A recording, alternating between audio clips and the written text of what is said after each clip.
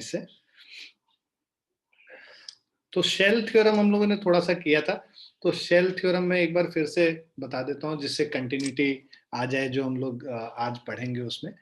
सो कोई भी पॉइंट, तो हम लोगों ने कल क्या किया था कि एक हमारे पास अगर एक स्फेरिकल शेल है और लेट्स से उस स्फेरिकल सेल का मास m है और उस स्फेरिकल सेल का रेडियस r है, और अगर कोई पॉइंट एक लेते हैं, है ना, पॉइंट मास स्मॉल m जो कि इस स्फेरिकल सेल से r डिस्टेंस पे है, और पहला केस हम लोगों ने देखा था जब r is greater than capital R।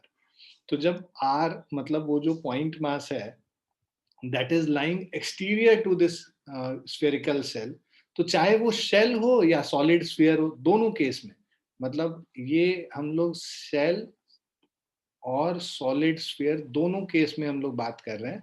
दोनों केस में जो ग्रेविटेशनल फोर्स इस पे एक्ट होगा that will be same as कि अगर ये पूरा मास इसके सेंटर पे कॉन्सेंट्रेटेड होता, है ना, पॉइंट मास के तरह हम लोग इस पूरे स्फीयर को एक पॉइंट मास के तरह कंसीडर करेंगे जिसका पूरा मास सेंटर पे कॉन्सेंट्रेटेड है, तो उसके वजह से जो ग्रेविटेशनल फोर्स होता उसके बराबर ही होता, मतलब Gmm by r square is same as the force which is due to a point mass which is here at the center of the spherical shell।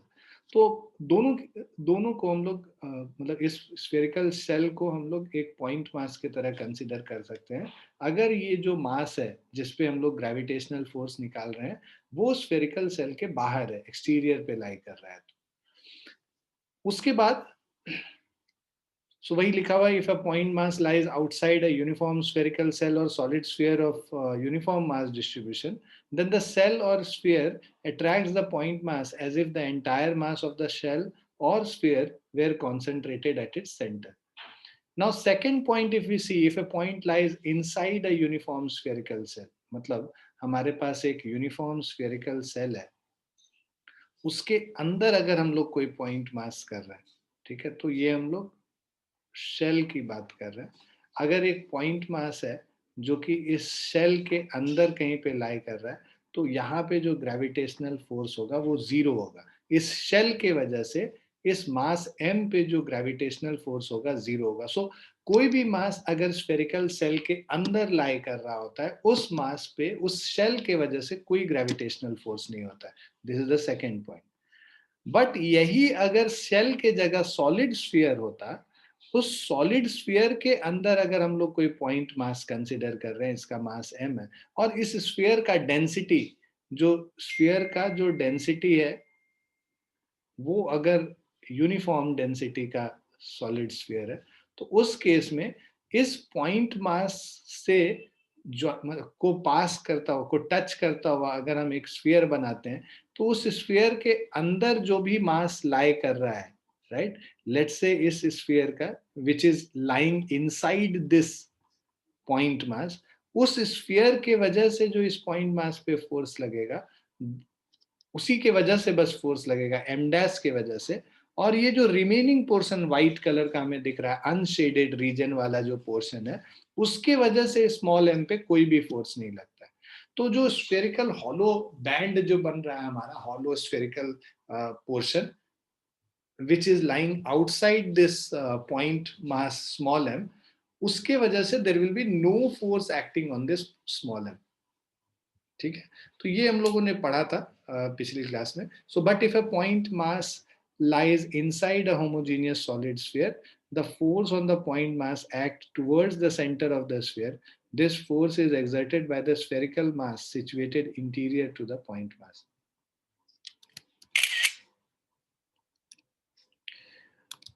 First point हम लोग का बहुत क्लियर ही है, इसमें कोई ऐसा डाउट नहीं है कि भाई अ point mass located outside a sphere और स्फेरिकल सेल यहाँ पे लाई कर रहा है, इसका मास m है, इसका खुद का रेडियस r और इसका रेडियस स्मॉल r है, और स्मॉल r अगर कैपिटल R से बड़ा है, मतलब जो पॉइंट हम लोग का रखा हुआ है पॉइंट मास वो स्फेरिकल सेल के बाहर रखा हुआ है, तो उसके वजह से जो ग्रेविटेशनल फोर्स होगा स्फेरिकल सेल के वजह से that will be equal to gmm by r square. So gravitational force on mass, point mass m, is given by gmm by r square, which is same as अगर हम spherical cell को एक point mass object consider करते तब जो आता.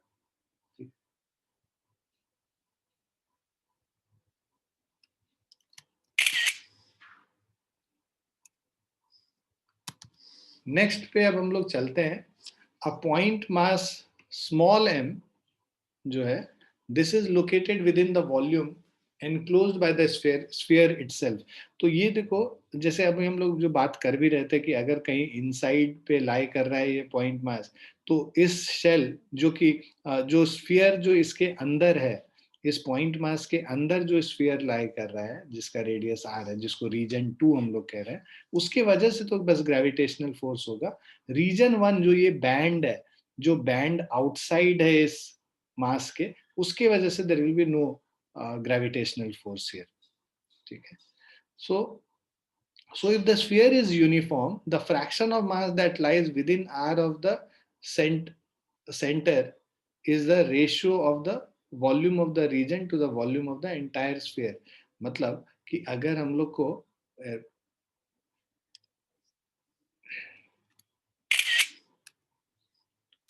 Let's say हमारा ये जो स्फीयर था और इसके अंदर जो वो पोर्शन, स्फेरिकल पोर्शन है जो कि स्मॉल m के अंदर लाई कर रहा है, तो ये वाला जो रीजन है, इसका जो अगर हम लोग को मास m डैश निकालना होगा, हमें पता है कि जो m डैश जो मास है, that is mass per unit volume. Total mass इसका m है, इसको इसके वॉल्यूम से डिवाइड कर दो, 4/3 पाई r क्यूब, इससे डिवाइड कर देंगे, और into 4/3 pi into small R, ये जो इसका जो रेडियस है, लेट्स से स्मॉल आर है, बाहर वाले का रेडियस कैपिटल आर है. तो अंदर वाले स्फीयर का मास निकालना है तो उसको उसके वॉल्यूम से मल्टीप्लाई कर लेंगे. मतलब mass per unit volume into volume of the inner sphere. तो ये 4/3 पाई कैंसिल हो गया.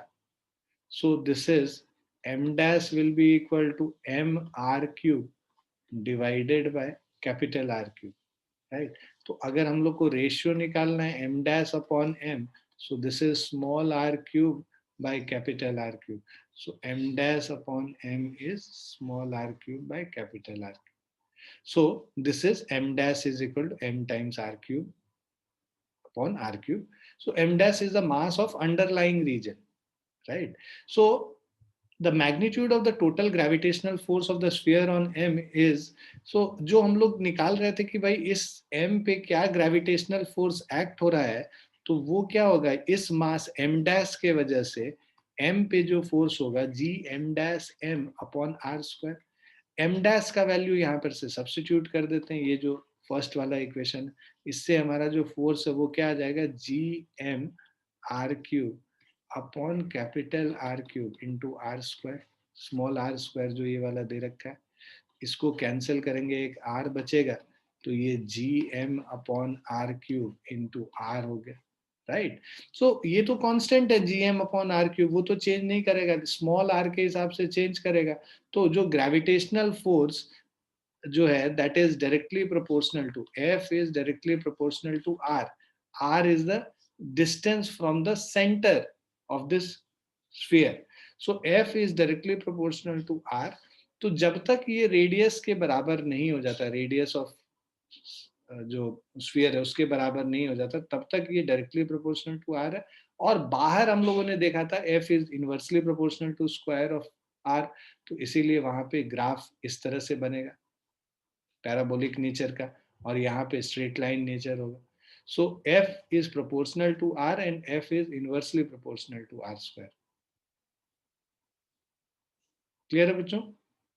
So this is the graph which explains कि अगर एक पार्टिकल इस स्फीयर के अंदर लाई कर रहा है या बाहर लाई कर रहा है, उस पे उसका जो ग्राफ प्लॉट करेंगे, force acting on that point mass m due to a sphere of capital mass m and radius capital R is given as this. और सरफेस पे सरफेस पे जो है मैक्सिमम फोर्स होता है Gmm/r पर। तो जैसे जैसे नीचे सरफेस से हम लोग स्टार्ट, मतलब सेंटर ऑफ पार्टिकल से स्टार्ट करेंगे, सेंटर ऑफ जो स्फीयर है वहां पे फोर्स 0 होगा। जैसे जैसे हम लोग डिस्टेंस इंक्रीज करेंगे, ये इंक्रीज करता जाएगा लीनियरली। मैक्सिमम वैल्यू के बाद फिर वो डिक्रीज करेगा, वो नॉन लीनियर डिक्रीज हो जाता है बेसिकली, क्योंकि वहां पे force is inversely proportional to square of the distance. Clear है ये पॉइंट सबको?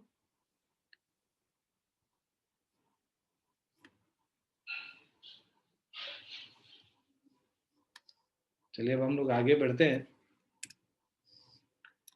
ये एक एग्जाम्पल है। सो यहाँ पे हम लोग क्या कर रहे हैं कि एक सॉलिड स्फीयर है, इसमें से we have removed a spherical portion from inside. So a solid sphere of lead has mass capital M. इसका पूरा मास कैपिटल एम है, रेडियस इसका आर है, ये आर बताया हुआ है रेडियस। सो इसका रेडियस आर हो गया।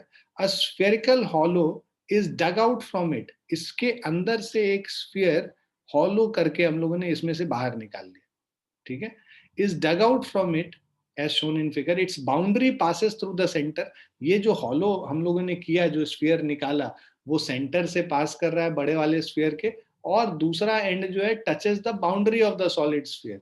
मतलब the diameter of the smaller sphere which we have taken out is equal to radius of the bigger sphere. Now deduce the gravitational force on a mass m placed at p। हम लोग को यहाँ पे एक मास m रखा है at a distance r, which is at a distance r from o। इस point पे हम लोग को ग्रेविटेशनल फोर्स निकालना है। अब देखो, ये कोई एक सिमिट्रिकल फिगर तो है नहीं, है ना। तो हम लोग क्या करेंगे कि बेसिकली इस फिगर के वजह से हम लोग तो फोर्स निकालना जानते नहीं है। तो इस तरह के क्वेश्चन को प्रिंसिपल ऑफ सुपरपोजिशन से हम लोग करते हैं।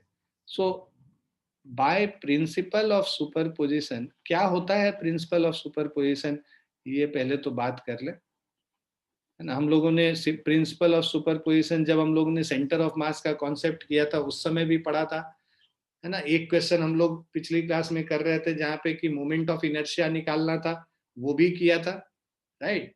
अब आज उसी चीज को दोबारा हम लोग बात कर रहे हैं। प्रिंसिपल ऑफ सुपरपोजिशन ये कहता है कि अगर हम लोग को इस पॉइंट पे टोटल नेट फोर्स निकालना है, तो हम लोग एज्यूम कर लेते हैं कि ये जो है, ये जो इसका रेडियस जो होगा ये r/2 हो गया, है ना। और ये वाला जो पोर्शन है इसका मास मान लो m' हो गया। तो ये जो स्फीयर है जो हम लोगों ने निकाल लिया, उसको उसमें वापस भर देते हैं। वापस भर दें तो पूरा एक स्फीयर कंप्लीट हो जाएगा। उस पूरे स्फीयर के वजह से पॉइंट मास जो पी पे रखा है उस पे जो फोर्स निकालेंगे, उसके बाद ये जो स्फीयर हम लोग जो निकालने वाले हैं, ये जो हॉलो करने वाले हैं, इस पे अगर हम लोग स्फीयर डाल देते हैं और उसके वजह से m' के वजह से m पे जो ग्रेविटेशनल फोर्स है वो निकाल लेंगे। टोटल फोर्स में से इस फोर्स को, मतलब जो m के वजह से जो फोर्स है उस पॉइंट पे लेट से f है, m' के वजह से जो फोर्स है मान लो वो f' है, तो f से f' को सब्ट्रैक्ट कर देंगे तो हमें नेट फोर्स निकल जाएगा इस रिमेनिंग मास के वजह से जो पॉइंट मास p पे लग रहा है। क्लियर है कॉन्सेप्ट? प्रिंसिपल ऑफ सुपरपोजिशन ये कहता है कि मान लो ये रिमेनिंग पोर्शन से जो फोर्स है वो F डबल डैश है, इसके वजह से F डैश है जो रिमूव किया, इन दोनों के वजह से जो फोर्स होगा वो टोटल मास के वजह से जो फोर्स होगा उसके बराबर होगा। मतलब प्रिंसिपल ऑफ सुपरपोजिशन ये कहता है F double dash plus F dash is equal to F, और F double dash will be equal to F minus F dash. मतलब जो फोर्स पूरे मास के वजह से है माइनस फोर्स जो रिमूव्ड मास के वजह से है will give you force due to remaining mass. ठीक है, सो इसको हम लिख भी देते हैं, force due to remaining mass is equal to force due to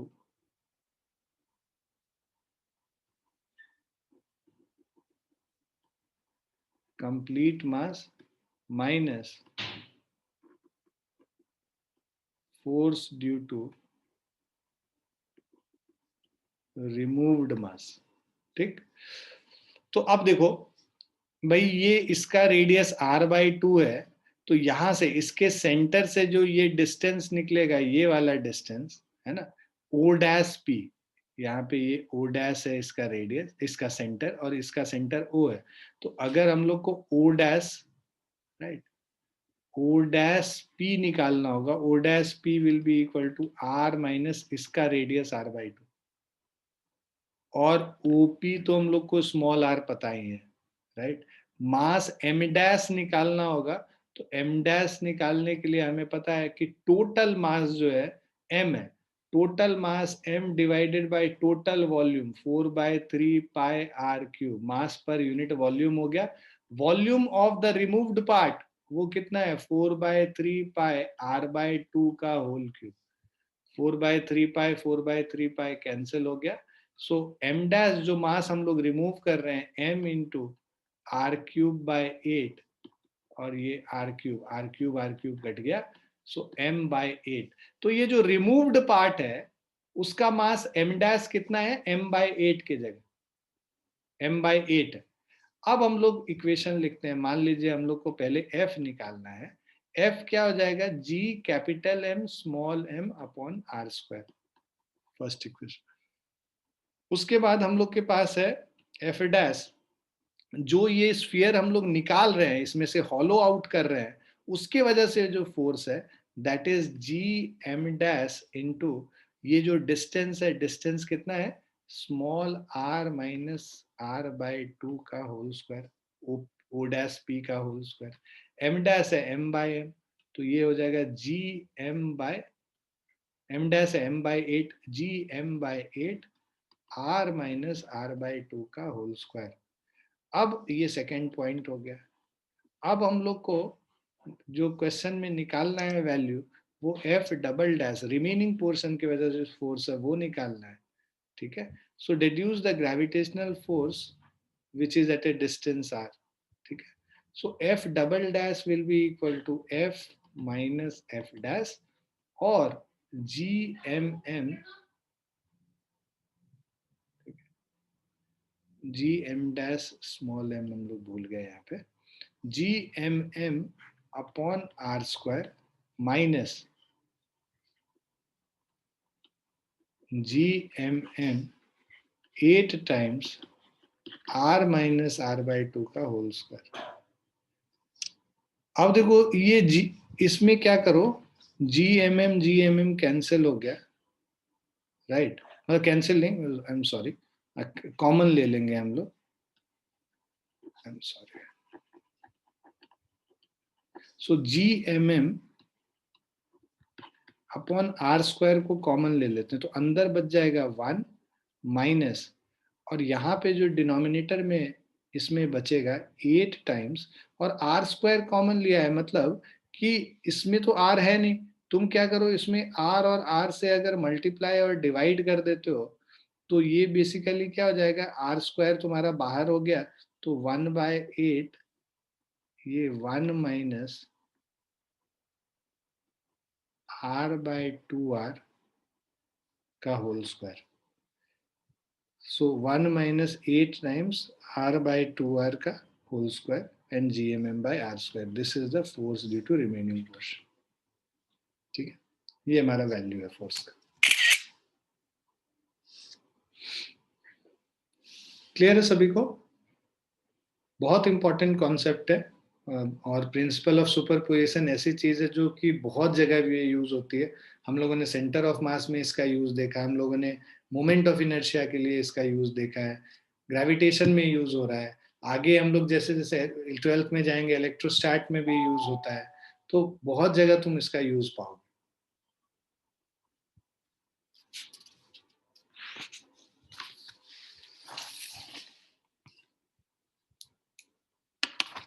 clear है बच्चों? Yes sir. लिख लिया आप लोगों ने?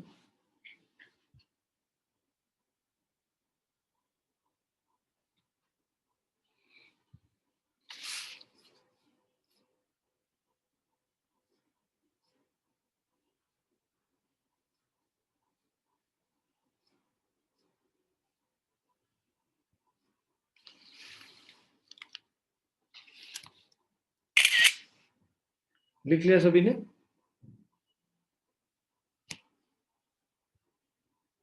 Yes sir. 8th क्वेश्चन है कि there are three particles each of mass m situated at the vertices of an equilateral triangle of side L. तो हमारे पास तीन पार्टिकल है, इन तीनों पार्टिकल का mass capital M and they are situated at the vertices of an equilateral triangle of side L. ठीक है. Now, what should be the velocity of each particle so that they move on a circular path without changing L? तो ये जो पूरा हर एक particle जो है ना, ये सर्कुलर मोशन में मूव कर रहा है.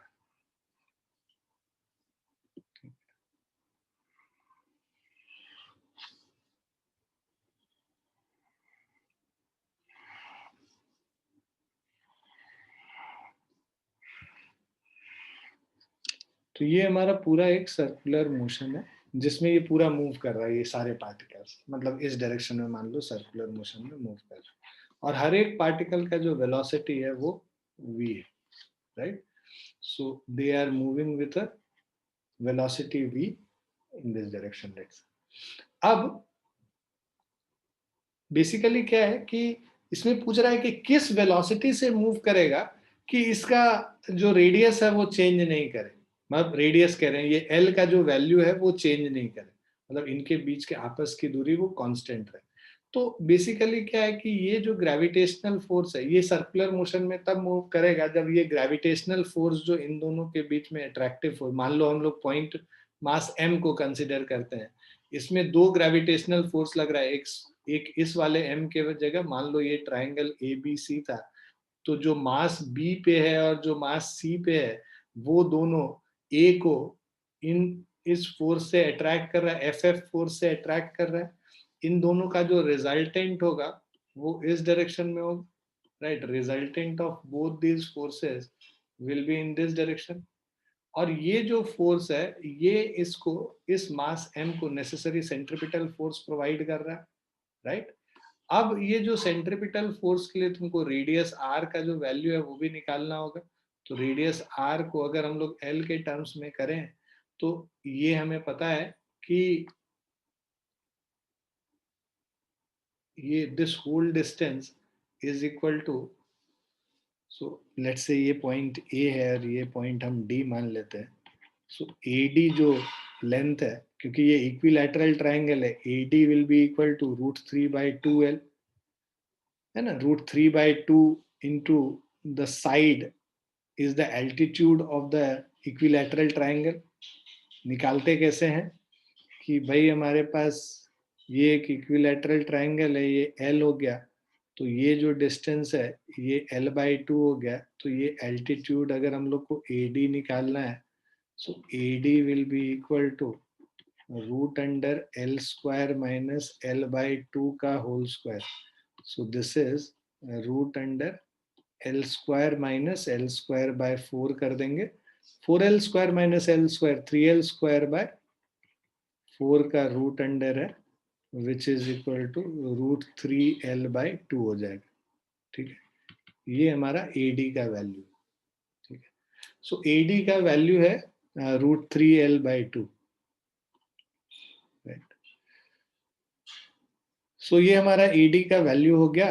और तो AO का वैल्यू अगर हम लोग को निकालना होगा, हमें पता है कि ये जो पॉइंट है सेंट्रॉइड है, सेंट्रॉइड मीडियन, ये AD जो है मीडियन भी होगा बिकॉज ये इक्विलैटरल ट्रायंगल है, तो जो हमारा एल्टीट्यूड होता है वो मीडियन भी होता है. तो AO will be equal to 2/3 of AD, है ना. 2:1 के रेशियो में O डिवाइड करता है मीडियन को centroid. So 2/3 of AD means 2/3 into √3 L/2. 2 cut गया, सो ये बच गया L/√3 AO का वैल्यू. जब AO का वैल्यू हम लोग को पता चल गया, अच्छा अब ये जो F है, जो फोर्स होगा, दिस इज F, ये जो ये 60 डिग्री है तो ये 30 डिग्री होगा और ये भी 30 डिग्री होगा. सो 2F जो हमारा फोर्स नेट फोर्स है 2f cos 30 degree, this is equal to centripetal force. Centripetal force मतलब M V square upon R. 2f cos 30 degree, ये जो ग्रेविटेशनल फोर्स है वो ग्रेविटेशनल फोर्स कितना होगा, G M square upon L square. cos 30 degree मतलब √3/2 is equal to M V square, और R का जो वैल्यू है that is equal to A, that is L upon √3. Solve कर लेते हैं अब इसको. तो ये पहले तो ये 2 और 2 कैंसिल हो गया, ठीक है, और ये √3 ऊपर चला जाएगा. इसको हम लोग लिख सकते हैं G M square √3 GM² upon L square is equal to M V square √3 upon L. ये एल इसके साथ कैंसिल हुआ, एल बचा. मास इसके साथ कैंसिल हुआ, एम बचा. √3 और √3 कैंसिल हो गया. So V square is equal to GM/L हो गया, और v is equal to √GM upon L हो गया. तो √GM अपॉन एल, ये ऑप्शन 2 हो गया.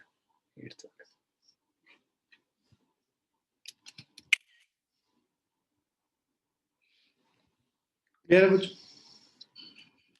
तो ये एक अच्छा क्वेश्चन है. बेसिकली सर्कुलर मोशन को ग्रेविटेशनल फोर्स से जोड़ के देखा गया है. कभी भी जो मिक्स कॉन्सेप्ट वाले क्वेश्चन होते हैं वो काफी इम्पोर्टेंट माने जाते हैं, क्योंकि दो कॉन्सेप्ट एक क्वेश्चन में चेक हो जाता है. तो इस ऐसे क्वेश्चंस पे विशेष ध्यान रखना पड़ता है हम लोग. ये नई चीज है जो तुम लोग देख रहे हो.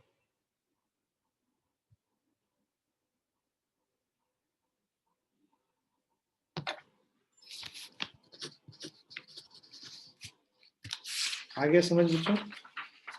Yes, sir.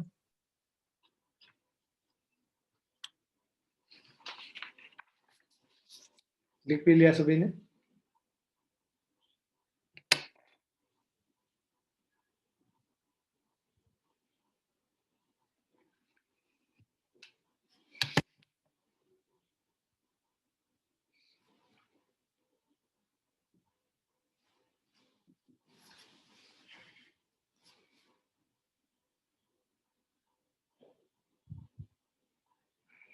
लिख लिया बच्चों? Yes, sir.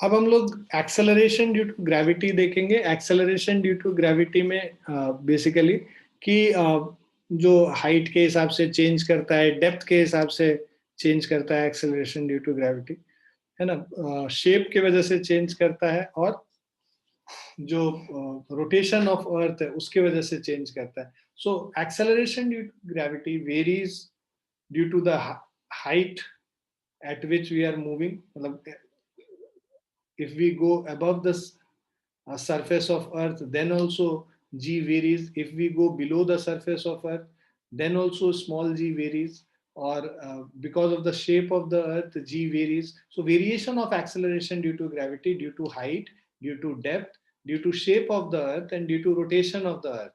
ये चार चीज हम लोग पढ़ेंगे, ठीक है ना.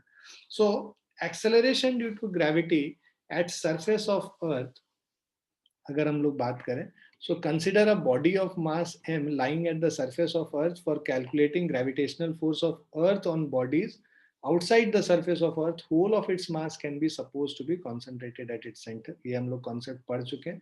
Therefore gravitational force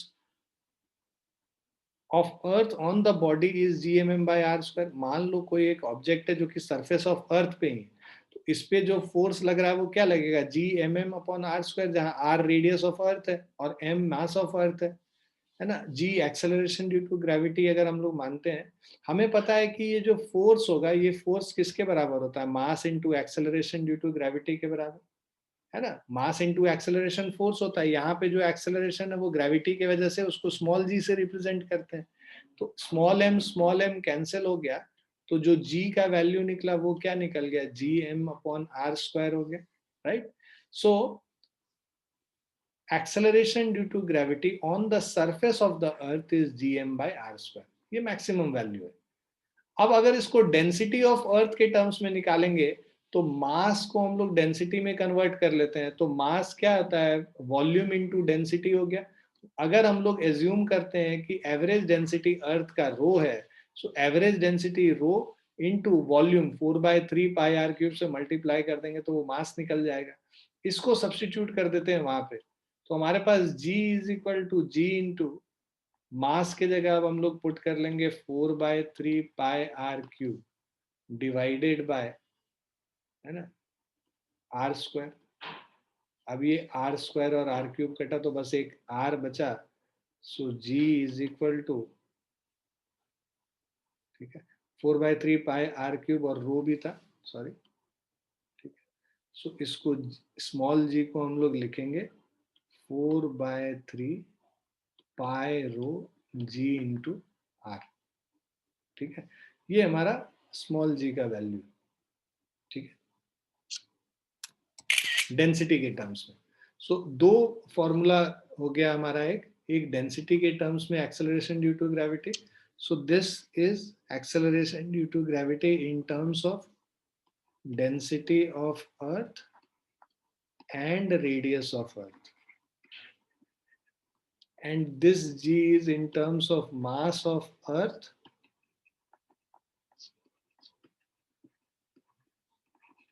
and radius of earth, दो के टर्म्स।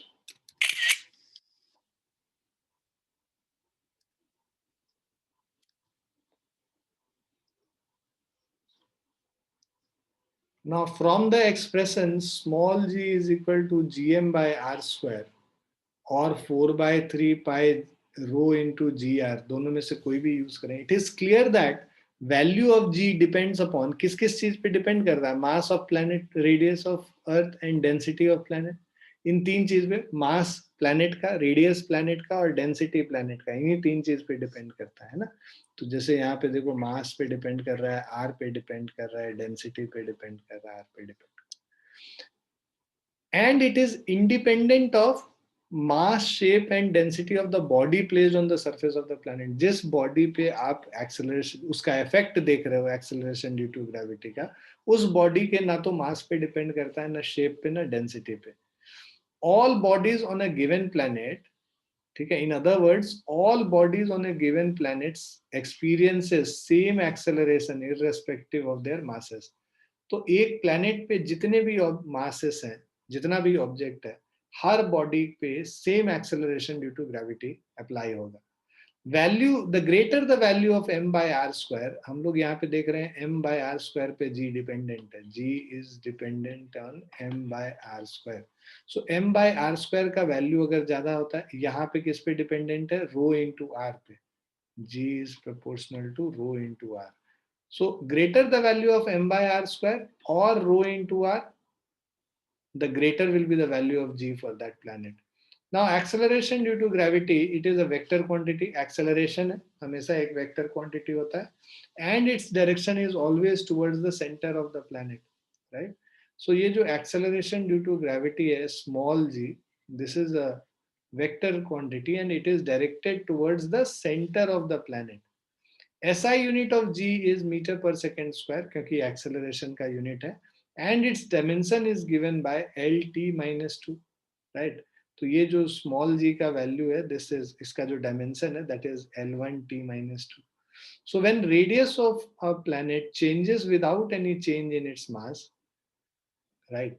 सो अगर हम लोग का जो रेडियस है प्लैनेट का, मास कांस्टेंट रहता है और रेडियस चेंज कर रहा है, मतलब जो हम लोग g is equal to G M by R square कह रहे हैं, मास कांस्टेंट है, रेडियस चेंज कर रहा है, तो g is inversely proportional to square of the radius. For small changes, अगर स्मॉल चेंजेस हो रहे हैं तो वहां पे हम लोग डेल्टा जी फ्रैक्शनल, ये देखोगे delta G by G is equal to -2 times delta by R. भाई इसको हम लोग क्या लिख सकते हैं, g is proportional to r raise to the power -2, right. तो अगर इसमें चेंज लाओगे डेल्टा जी अपॉन जी, तो अगर इसको हम लोग मतलब एप्लीकेशन ऑफ डेरिवेटिव में हम लोग ये करते हैं, बाकी तुम लोग ये भी पढ़ चुके हो जो हम लोग एरर एनालिसिस करते थे, वहां पे हम लोग ये देखते थे कि r raised to the power -2 है, तो अगर g में जो फ्रैक्शनल चेंज है डेल्टा जी बाई जी, तो वो इसमें कैसे होगा, -2 टाइम जो भी इसका पावर होता है उससे मल्टीप्लाई कर देते हैं इसमें जो फ्रैक्शनल चेंज है आर में, तो -2 times delta R by R. ये याद है ना आप लोग को। उसी तरह अगर एक body, if body mass m and radius r of a planet changes by small amount, मतलब m भी चेंज कर रहा है r भी चेंज कर रहा है, तो हम लोग कह रहे हैं भाई G M by are square ये g के बराबर है। अब देखो m भी चेंज कर रहा है, पावर 1 है, r का पावर 2 है, ऊपर लेके जाओगे r का पावर -2 हो जाएगा, तो डेल्टा g बाय जी निकालोगे तो delta m by M -2 times delta r by R. -2 इसीलिए क्योंकि ये डिनोमिनेटर में आर स्क्वायर है, इसीलिए -2 delta R by. So delta G by G, fractional change in G is fractional change in mass -2 times fractional change in radius. और पहले वाले case में बस रेडियस जब चेंज कर रहा था तो delta G by G is -2 times delta R by. Clear है बच्चों।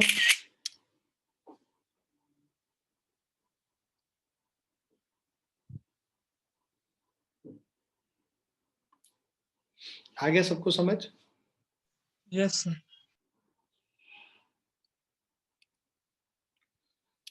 अब ये देखिए एक्सेलरेशन ड्यू टू ग्रेविटी, ठीक है, at height h above the surface of earth. तो अब हम लोग हाइट h पे जो एक्सेलरेशन ड्यू टू ग्रेविटी है वो देखने की कोशिश कर। मान लो सरफेस, इसका जो रेडियस है अर्थ का r है, हाइट h पे हम लोग देख रहे हैं, वहां पे जो acceleration due to gravity gh है, सरफेस पे g है, रेडियस इसका r हो गया, और यहाँ से सेंटर से इसका डिस्टेंस देखें तो r स्मॉल r है, स्मॉल r का वैल्यू क्या हो जाएगा, r प्लस h के बराबर हो, right? So small r is equal to r plus h. Gravitational force on the body is given by gmm by r square. So small acceleration due to gravity at height h अगर निकालना होगा, ये दे रखा है, so force क्या है, m into जी H हो गया। इन दोनों को इक्वेट कर दो, फर्स्ट और सेकेंड इक्वेशन को, तो जो acceleration due to gravity at height H is G M upon are square. अब small R R plus H के बराबर है, तो जी एच को हम लोग G M upon R plus H whole square लिख सकते हैं, ठीक है, क्योंकि स्मॉल आर क्या हो जाएगा, कैपिटल आर प्लस एच हो जाएगा, इसको रिप्लेस कर लिया हम लोग ने यहाँ पे। So acceleration due to gravity at the surface of the earth is given by G M by are square. और अगर हम लोग को acceleration due to gravity at H निकालना है, तो ये ऊपर नीचे तुम क्या करो, अगर G H is equal to G M upon R plus H का जो होल स्क्वायर था, ऊपर नीचे आर स्क्वायर से मल्टीप्लाई कर लो, तो G M upon are square अगर हम लोग करते हैं तो G M upon are square क्या हो गया, स्मॉल जी हो गया, right. So acceleration due to gravity at height H is small G R square upon R plus H whole square.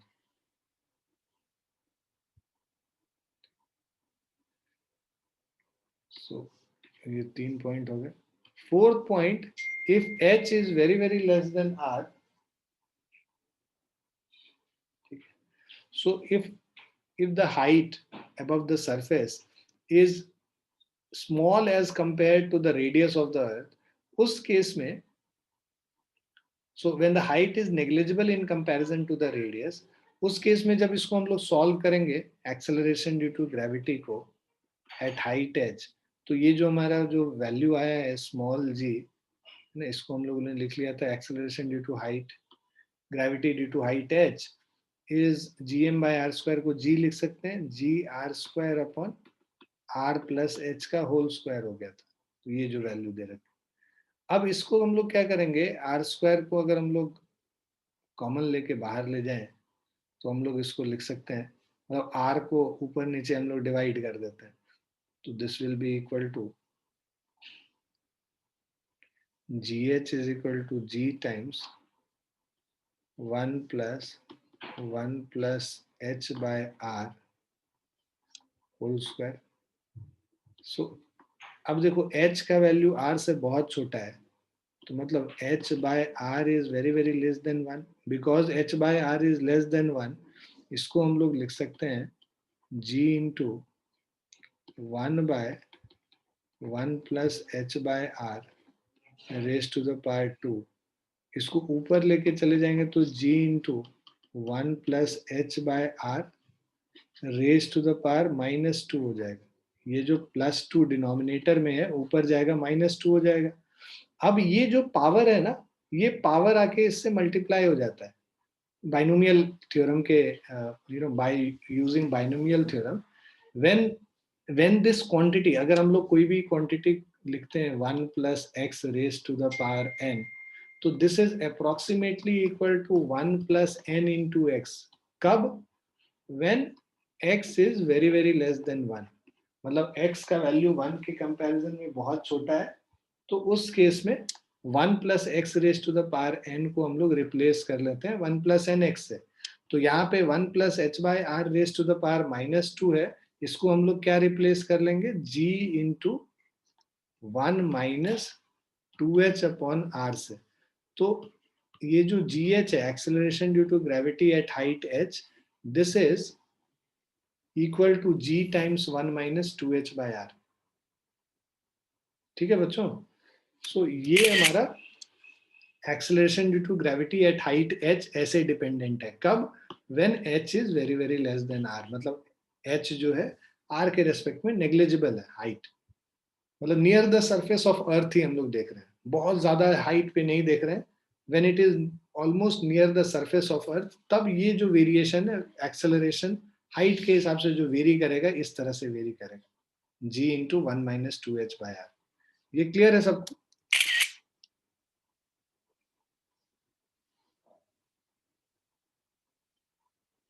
Yes, sir.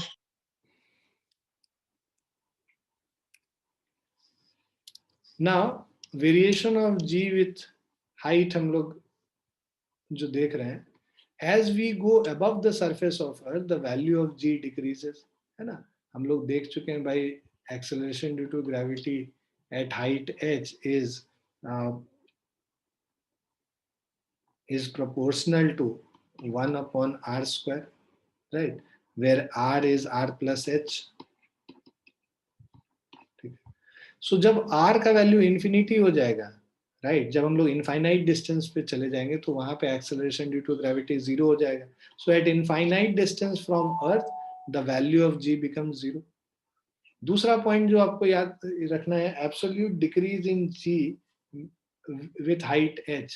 तो ये जब height h is very very less than r, मतलब जब height जो है negligible है radius के comparison में, उस केस में डेल्टा g हम लोग निकाल रहे हैं. तो हम लोगों ने देखा g at height h is 1 minus g at, so gh is equal to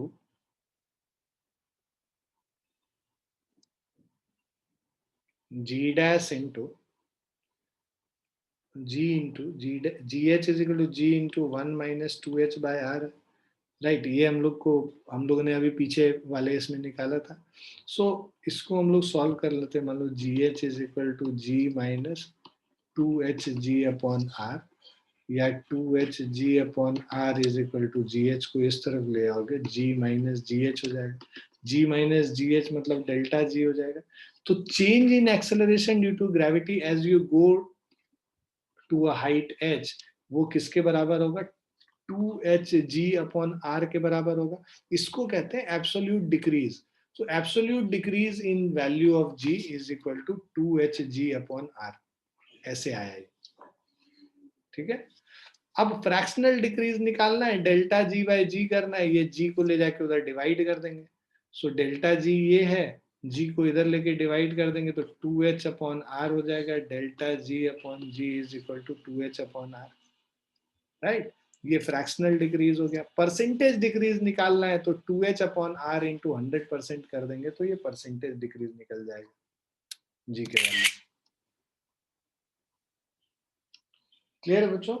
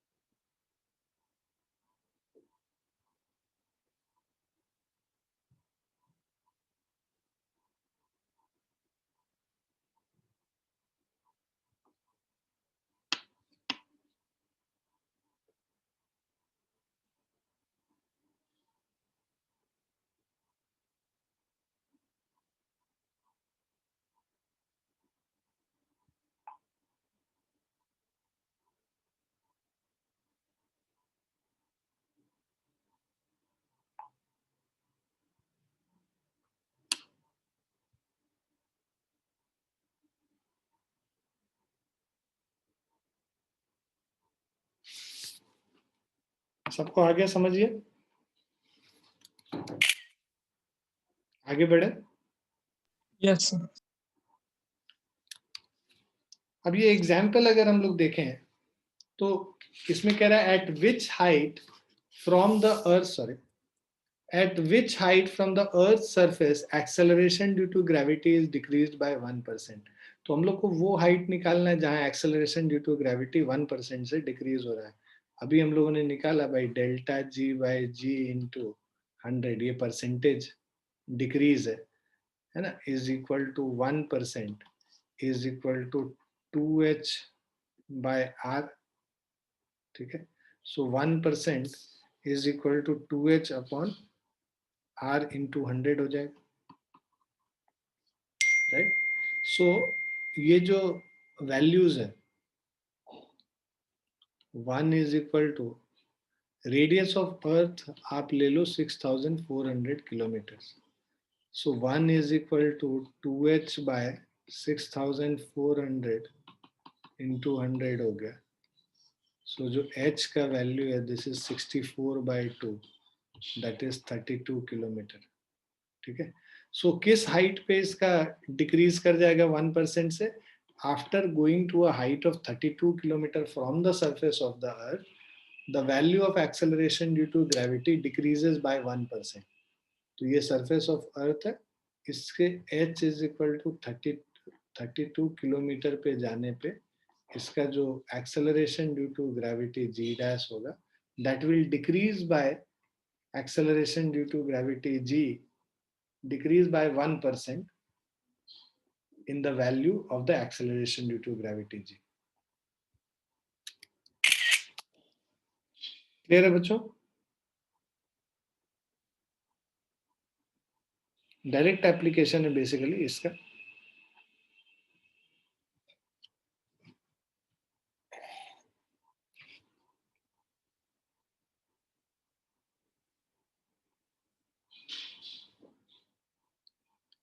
लिख लिया आप लोगों ने?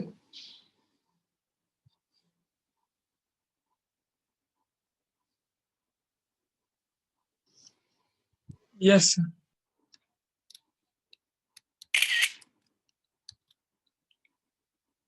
नेक्स्ट क्वेश्चन कह रहा है what will be the acceleration due to gravity on the surface of the moon if its radius is 1/4 the radius of the earth and its mass is 1/80th the mass of the earth.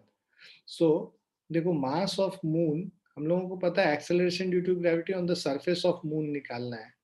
So g on the surface of moon is equal to gmm bye rm का square. अब ये कह रहा है जो mass of moon है that is 1/80th the mass of earth, so gme upon 80 divided by radius of moon is 1/4 the radius of earth, मतलब re upon 4 का whole square. So this is gme upon re square into 1/80 1/16। So gme by re square, ये small g हो गया 16/80, so this is equal to small g by 5 हो गया। So acceleration due to gravity on the surface of moon is equal to g upon 5। सो वो जो हम लोग बचपन में याद किए थे g/6, वो आंख बंद करके नहीं टिक करना है, जो वैल्यू दिया होता है क्वेश्चन में उसके हिसाब से, जो डेटा दिया हुआ है क्वेश्चन में उसको यूज करके सॉल्व करना चाहिए कभी भी। ये नहीं कि we know that it is g/6 तो टिक कर दिया g/6, नहीं।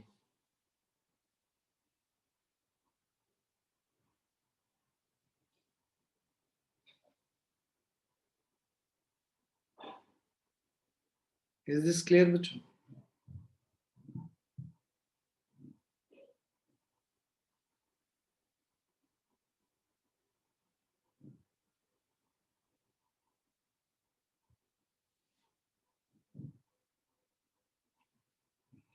लिख लिया सबने? Yes, sir.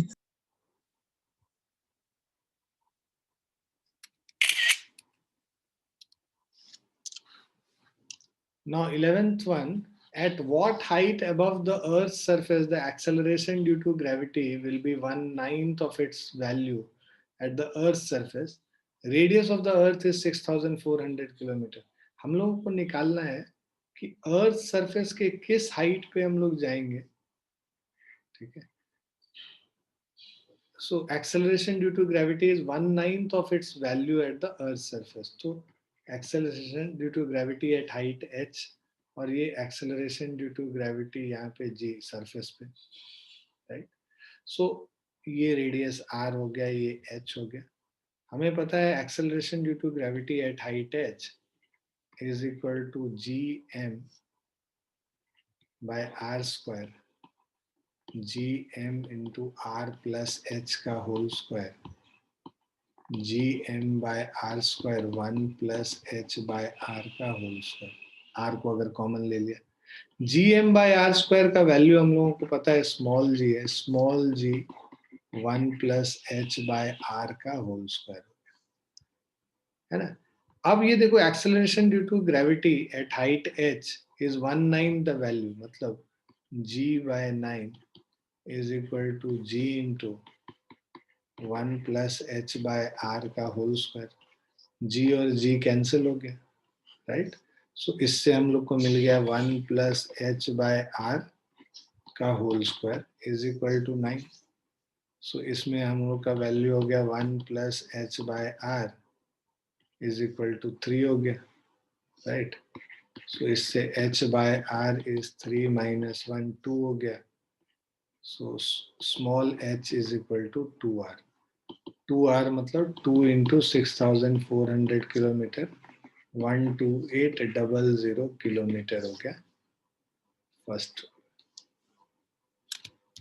ठीक है. तो अगर हम लोग ट्वाइस द रेडियस ऑफ अर्थ के बराबर हाइट तक हम लोग जाएंगे तो फिर एक्सेलरेशन ड्यू टू ग्रेविटी 1/9 हो जाएगा, है ना. मतलब 9 टाइम्स डिक्रीज हो जाता है जो अर्थ का वैल्यू, अर्थ पे जो वैल्यू है उससे.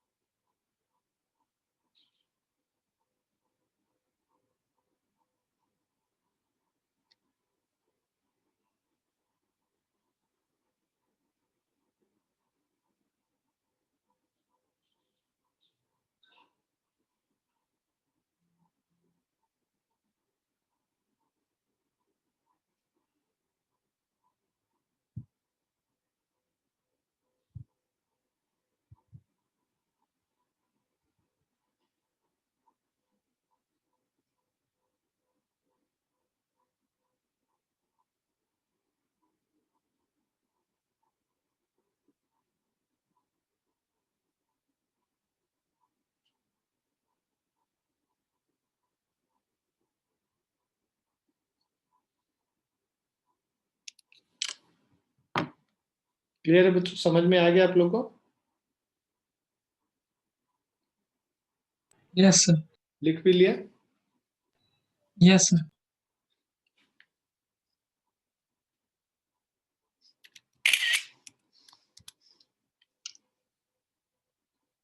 यहाँ पे इस क्वेश्चन में कह रहा है particle hanging from a spring stretches it by 1 centimetre at earth surface.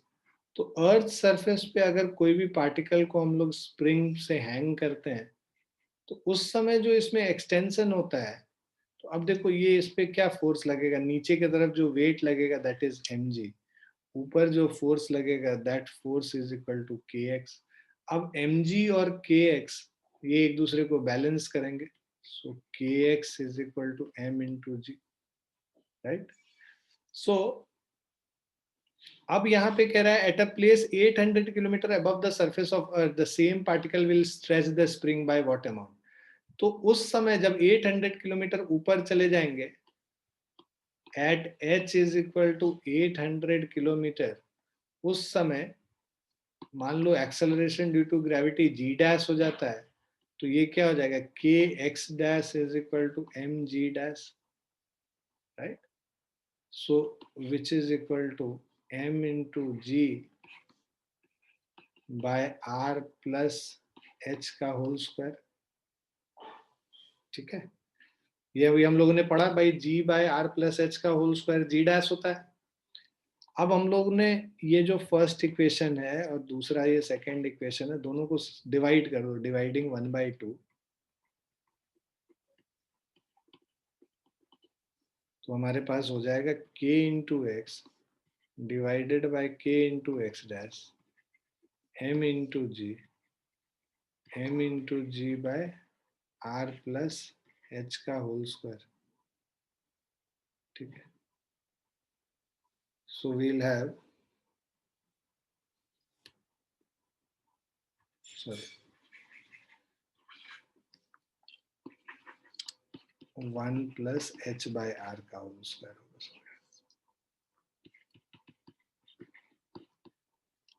ठीक है, अभी हम लोगों ने प्रूव किया था कि g dash is equal to G M upon R plus H का whole square.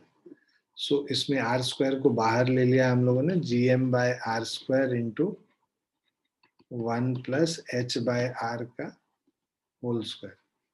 So G M by are square को हम लोग स्मॉल जी लिख लेते हैं, 1 प्लस एच बाय आर का होल स्क्वायर. ठीक है, सो वही चीज हम लोग यूज कर रहे हैं. mg और mg कैंसिल हो गया, k और k कैंसिल हो गया, x upon X dash is equal to, ये डिनोमिनेटर से ऊपर चला जाएगा, 1 plus H by R raise to the power 2 हो गया. सो दिस इज, अब वैल्यूज हम लोग पुट कर लेते हैं. x हम लोग को दे रखा है कि 1 सेंटीमीटर है, 1 upon X dash is equal to 1 plus H by R. तो 1 प्लस एच है हमारा 800 और r जो है 6400 है का whole square. So this is 9/8 का whole square, 81/64. So x dash is equal to 64/81. So value निकालोगे आप 0.79 सेंटीमीटर. तो अब अगर हम लोग 800 kilometre above the surface of अर्थ चले जाएंगे तो उसी स्प्रिंग में कितना एक्सटेंशन होगा, 0.79 सेंटीमीटर, जो कि सरफेस ऑफ अर्थ पे एक्सटेंशन 1 सेंटीमीटर का हो रहा था.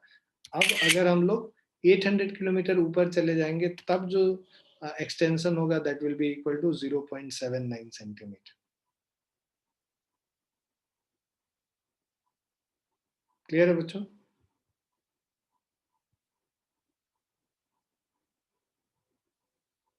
Yes.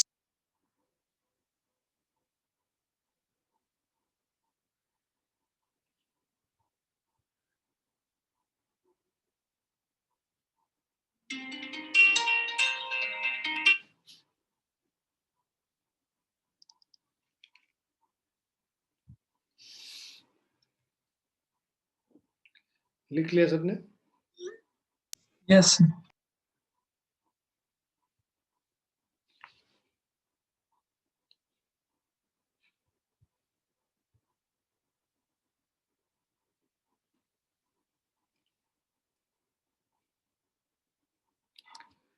अब हम लोग देखेंगे effect on acceleration due to gravity as we go below the surface of earth at a depth d.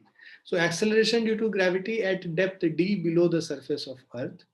So let's say acceleration due to gravity at the surface of earth जो है, यहाँ पे अगर हम लोग बात करें तो ये जो है स्मॉल g के बराबर है, और किसी डेप्थ d पे हम लोग चले गए, वहां पे acceleration due to gravity gd के बराबर.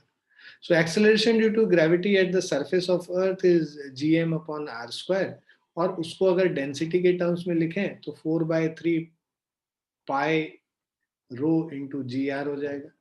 ठीक है, ये डेंसिटी के टर्म्स में हम लोग अगर लिखते हैं तो, right. So let GD is the acceleration due to gravity at the point P inside the Earth at a distance r from the center of Earth.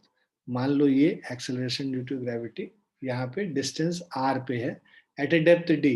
तो ये depth d है, तो ये जो r होगा ये क्या हो जाएगा, r minus d हो जाएगा, राइट. सो डेप्थ d है, तो जो सेंटर से उसका रेडियस होगा, उस पॉइंट का डिस्टेंस होगा सेंटर से, वो r minus d हो गया. अब acceleration due to gravity at a distance r from the surface of Earth. So acceleration due to gravity at a distance r from the surface of Earth is 4 by 3 pi g rho into r हो गया. अब r के जगह r minus d put कर दोगे तो acceleration due to gravity is 4 by 3 pi g rho into r minus d हो गया. So अब अगर हम लोग को, हमें पता है कि इसका जो वैल्यू है r को बाहर ले लो, तो ये acceleration due to gravity at depth d will be 4 by 3 pi g into rho, और कैपिटल R को बाहर कर लो तो अंदर बच जाएगा 1 माइनस डी बाय आर. ये जो पूरा वैल्यू है ये स्मॉल g के बराबर वैल्यू है ना. ये हम लोगों ने देखा था कि जो स्मॉल g का वैल्यू अगर हम लोग g m upon are square करते हैं, मास को हम लोग लिख सकते हैं g into 4 by 3 pi are cube into rho. ये m को हम लोग लिख सकते हैं डिवाइडेड बाय आर स्क्वायर. ये कैंसिल हो गया था, एक r बचा था, तो this is 4 by 3 pi rho g rho into r. तो वही 4 by 3 pi g rho into r, यही चीज g का वैल्यू हम लोग लिख रहे हैं into 1 minus D by are. ठीक है. अब ये इसको g लिख दिया, तो acceleration due to gravity at depth d will be g into 1 minus d upon r. तो ये चीज यहाँ पे बताया. सो जैसे जैसे डेप्थ को तुम इंक्रीज करोगे, ये जो वैल्यू g का है, मतलब g एट डेप्थ d, वो क्या होगा, डिक्रीज करेगा. मतलब सरफेस के ऊपर जाते हैं तो भी acceleration due to gravity decrease कर रहा होता है.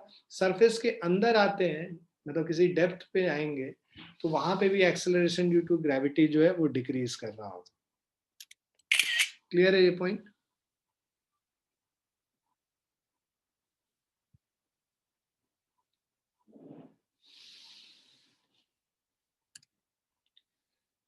Now variation in g with depth d. तो अगर हम लोग डेप्थ d से वेरिएशन देख रहे हैं, हम लोग को ये पता है कि भाई acceleration due to gravity at depth d is g into, so acceleration due to gravity at d depth d is g into 1 minus d upon r हो गया, right. So this is equal to g into r minus d by r. So basically g is proportional to r minus d. It is clear from that if d increases, the value of g decreases. मतलब depth increase करेगा तो ये जो acceleration due to gravity है वो decrease करेगा. तो जब at the centre of the अर्थ पहुंच जाएंगे तो डेप्थ कितना हो गया, रेडियस ऑफ अर्थ के बराबर डेप्थ पहुंच गया, राइट. तो डेप्थ जो रेडियस ऑफ अर्थ के बराबर पहुंचेगा तो एक्सेलरेशन ड्यू टू ग्रेविटी वहां क्या हो जाएगा, जीरो हो जाएगा. सो सेंटर ऑफ अर्थ पे acceleration due to gravity zero है ना. So that is the acceleration due to gravity at centre of the earth become zero. Third point है absolute decrease delta G is G minus G D. ठीक है, तो जो absolute decrease है, so that is G minus G D. Value देखो, अब यहाँ पे delta G is equal to G minus G at depth D, और g minus G times 1 minus D by R. अंदर लेके जाओगे g minus G plus G D by R हो गया. So which is equal to G D by R. तो delta G क्या हो गया, G D by R. Delta G by G करोगे तो वो क्या हो गया, D by R, fractional decrease. और यही परसेंटेज डिक्रीज निकालोगे delta G by G into 100, तो डी बाय आर इंटू 100 हो गया. और h अगर बहुत very very less than r, मतलब जो हाइट, चाहे तुम सरफेस से बाहर जाओ या सरफेस के अंदर आओ, अगर h का वैल्यू r से कंपेरेबल नेग्लिजिबल है, उस केस में तुम देखो कंपेयर करोगे तो यहाँ पे जब डेप्थ पे जाएंगे, मान लो डेप्थ जो है हम लोग h के टर्म्स में मेजर कर रहे हैं, है ना, मतलब सरफेस के ऊपर जा रहे हैं हाइट h, सरफेस के अंदर जा रहे हैं डेप्थ h। जब अंदर जा रहे हैं तो परसेंटेज डिक्रीज कितना हो रहा है, h/r/100 हो रहा है। और जब बाहर आ रहे हैं तो तुमको याद होगा हम लोगों ने किया था 2h/r, जो फ्रैक्शनल इंक्रीज था वो 2h/r था, फ्रैक्शनल डिक्रीज। यहाँ जब अंदर आ रहे हैं तो जो फ्रैक्शनल डिक्रीज है वो h/r है। तो मतलब जो सरफेस से मतलब हाइट h पे जाएंगे तब वहां पे g जो है ज्यादा तेजी से डिक्रीज करेगा, twice the rate at which it is decreasing when we go inside the depth. तो सरफेस के अंदर जाएंगे उस समय जो रेट ऑफ डिक्रीज होगा और सरफेस के बाहर जाएंगे उस समय जो रेट ऑफ डिक्रीज होगा, दोनों में जो रिलेशन है वो ये है कि जो बाहर जाएंगे तो वहां पे ट्वाइस स्पीड से हम डिक्रीज हो रहा होगा जी का value. So rate of decrease of gravity outside the surface is double two that of inside the earth. इसका मतलब यही है। क्लियर है बच्चों?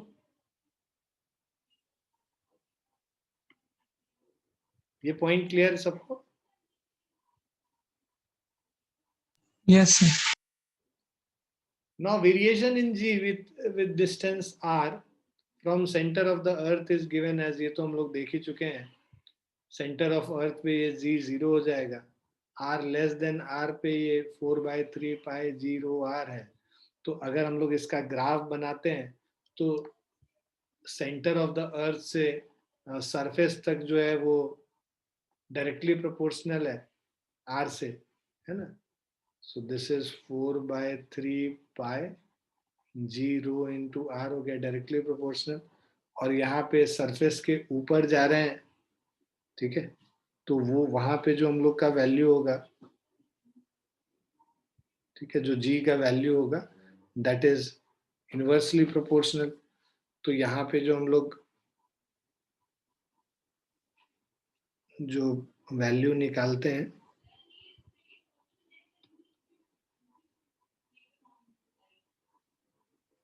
ठीक है, so g dash is equal to,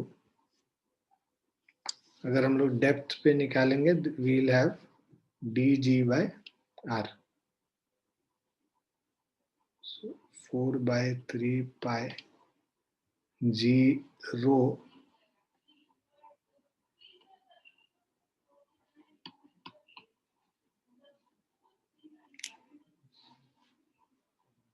ठीक है सर।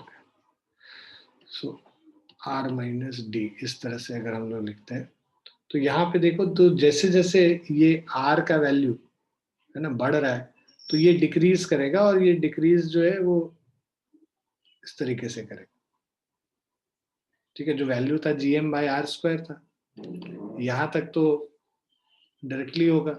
उसके बाद जब हम लोग जब बाहर जाते हैं तो उस समय ये जो gm/r² है तो इसका जो वैल्यू हो जाता है, so this will be equal to, या तो उस 4/3 पाई जी रो, इसके टर्म्स में अगर हम लोग बात करें तो यहाँ पे जो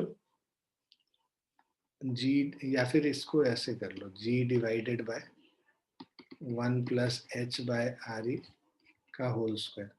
तो h पे ये, बिकॉज ये हाइट पे ये डिपेंडेंट है, तो ये इस तरह से एक कर्व हो जाता है basically, which is not linear basic, ठीक है।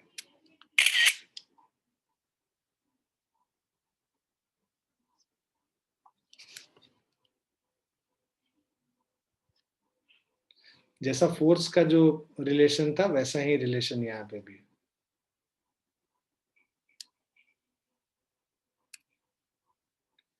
अब यहाँ पे ये क्वेश्चन अगर हम देखें, इसमें ये कह रहा है कि at what depth from the earth surface acceleration due to gravity is decreased by 1%।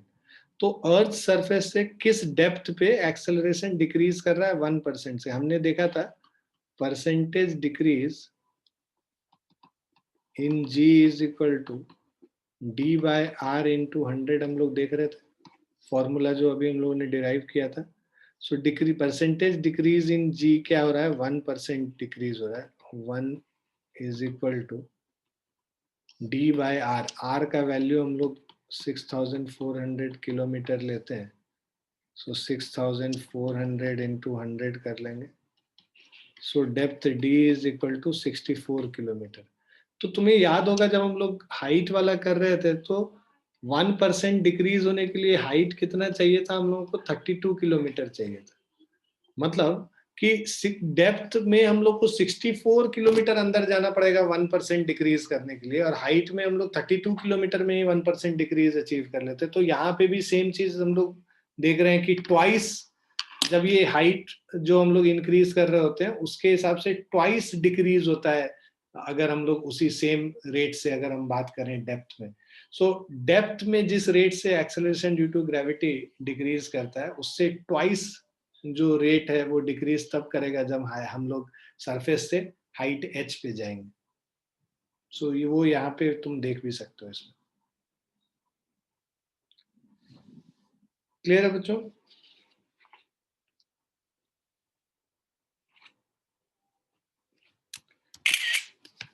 So we'll stop here for the day. इसके आगे हम लोग अब नेक्स्ट क्लास में करेंगे ना ग्रेविटेशनल फील्ड. दो और चीज रह गया, शेप ऑफ अर्थ और स्पीड ऑफ रोटेशन पे, कि उससे दोनों पे हम लोग कैसे डिपेंडेंट है स्मॉल जी का वैल्यू, वो देख लेंगे अगली क्लास में. And then we can start gravitational field potential and potential energy. Clear है?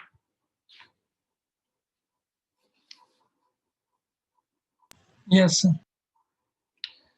ठीक है बच्चों, चलो ऑल द बेस्ट सबको आज